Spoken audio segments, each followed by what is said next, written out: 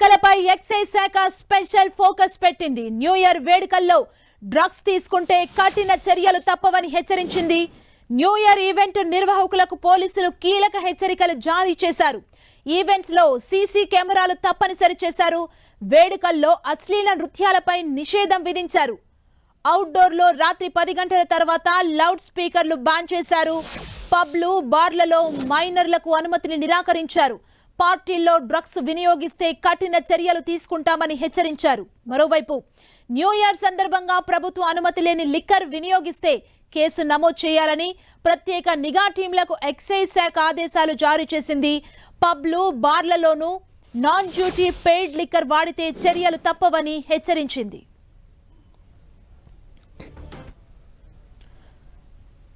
ఇదే అంశానికి సంబంధించి మరింత సమాచారం మా ప్రతినిధి కిరణ్ అందిస్తారు. కిరణ్,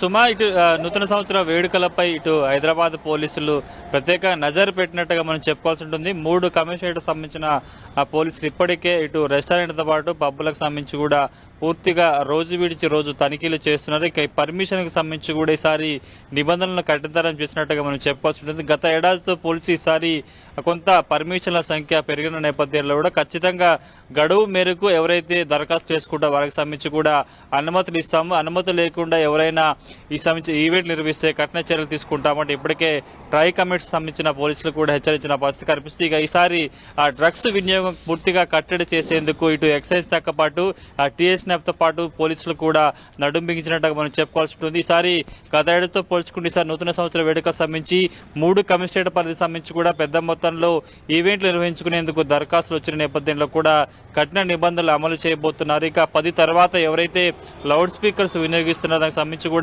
పూర్తిగా అనుమతి లేదని చెప్పిన పరిస్థితి కనిపిస్తుంది.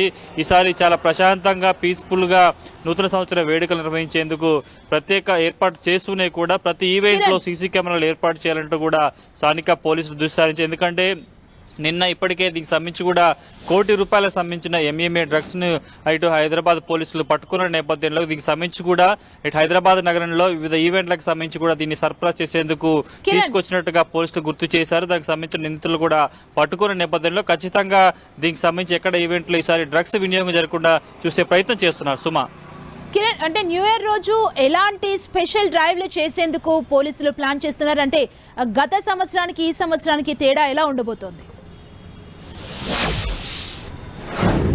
ఖచ్చితంగా, ఎందుకంటే ఇప్పటికే ట్రై కమిషనరేట్ సంబంధించి కూడా ప్రతిరోజు వీకెండ్ సమయంలో ఇటు టీఎస్ఎన్ఎఫ్తో పాటు స్థానిక పోలీసులు, ఎక్సైజ్ పోలీసులు కూడా సంయుక్తంగా తనిఖీలు చేస్తున్నారు. స్నీపర్ డ్రగ్స్ తో పాటు వివిధ రకాల సంబంధించిన కిట్లతో కూడా వీకెండ్ సమయంలో ఎలాంటి ఆకస్మిక తనిఖీలు చేసే దీనికి సంబంధించి కూడా ఈసారి న్యూ ఇయర్ వేడుకల సంబంధించి కూడా అదే విధంగా ఎక్కడైతే పర్మిషన్ తీసుకున్నారో, ఎక్కడైతే ఈవెంట్స్ జరుగుతున్నాయో వాటికి కూడా ఆకస్మికంగా తనిఖీలు చేసేందుకు ప్రత్యేక బృందాలను ఏర్పాటు చేశారు. ఇక టీఎస్ఎన్ఎఫ్తో పాటు పోలీసులతో పాటు కూడా ఈసారి ఎక్సైజ్ శాఖ కూడా పూర్తిగా ఈ ఈవెంట్ సంబంధించి కూడా చాలా ఫోకస్ పెట్టినట్టుగా చెప్పుకోవాల్సి ఉంటుంది. కేవలం జీహెచ్ఎంసీ పరిధిలోని సంబంధించి ఈవెంట్స్ ను ఆకస్మికంగా తనిఖీ చేసేందుకు 40 టీంలను కూడా ఏర్పాటు చేశారు. వీరికి సంబంధించి ఈవెంట్స్ లో ఇటు డ్రగ్స్ వినియోగంతో పాటు నాన్ డ్యూటీ సంబంధించిన లిక్కర్ ఏదైతే దానికి సంబంధించిన కన్వెన్షన్ కూడా తగ్గించే ప్రయత్నం కూడా చేస్తున్నారు. ఇలాంటి ఎక్కడైతే నిబంధనల విరుద్ధంగా ఇలాంటి నాన్ వెయిట్ సంబంధించిన మద్యం వినియోగం జరుగుతుందో దానికి సంబంధించి కూడా కఠిన చర్యలు తీసుకుంటామంటూ ఒకవైపు ఎక్సైజ్ శాఖ చెబుతుంటే దీనికి సంబంధించి పోలీసులు, టీఎస్ఎన్ఎఫ్ కూడా